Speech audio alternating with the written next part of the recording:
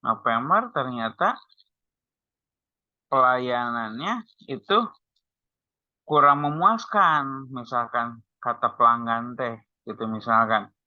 Nah, itu bukan gagal ya penelitiannya, tetapi hasilnya itu tidak sesuai dengan keinginan kita. Yang keinginan kita itu, hipotesisnya itu bahwa pelayanan itu baik.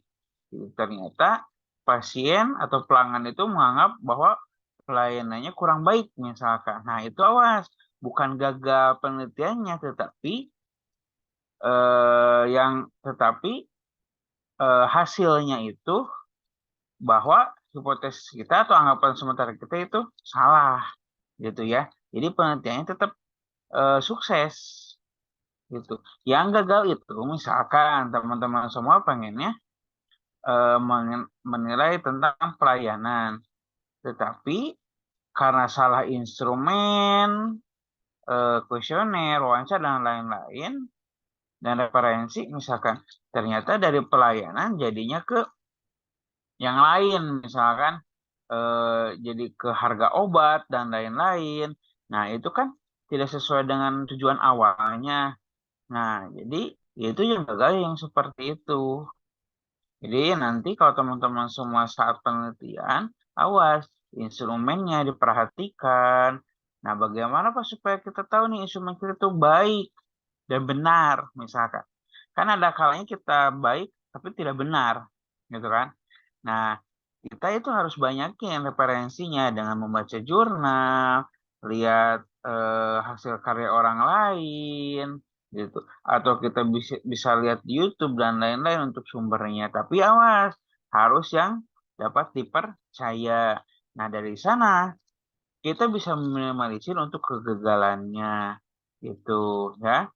Jadi hasilnya itu bisa baik atau tidak, tapi bukan gagal gitu. Jadi yang itu hasilnya ya tergantung nanti hasilnya bagaimana gitu. Jadi hipotesis itu hanya dugaan sementaranya.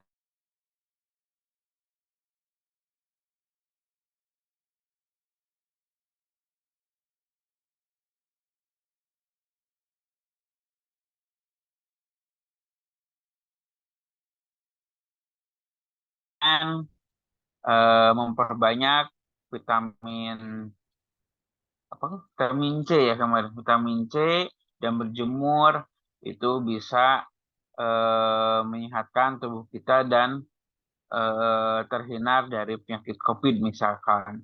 Itu juga sementaranya seperti itu. Nah, kalau misalkan ternyata sesudah kita olahraga, terus minum vitamin C, berjemur, ternyata emang kita itu set. Oh, berarti penelitiannya itu berhasil gitu. Karena kita ingin lihat apakah bisa set atau tidak seperti itu. Nah, tapi kalau misalkan seiring berjalannya waktu ternyata dengan meminum vitamin C dan berjemur ternyata penyakit ini tetap ada gitu misalkan tetap ada oh berarti hipotesisnya ditolak gitu cari alternatif lain oh ternyata ada suntik vaksin misalkan seperti itu nah seperti itu jadi hipotesis itu hanya anggapan awalnya aja ada yang tanyakan sampai sana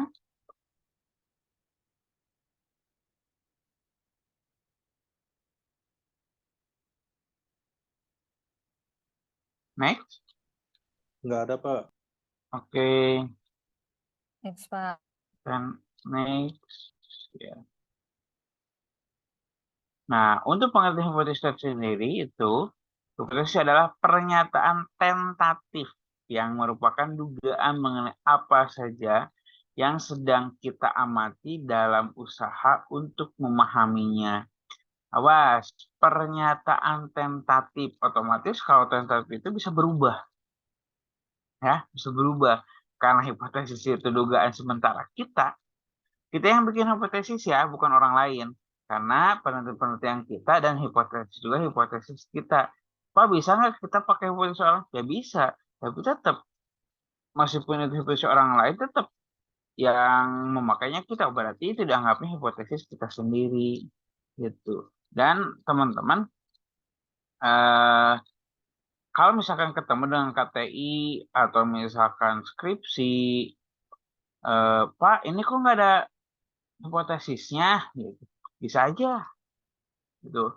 Karena ada juga peneliti yang tidak mencantumkan hipotesisnya, nah otomatis nanti peneliti juga tidak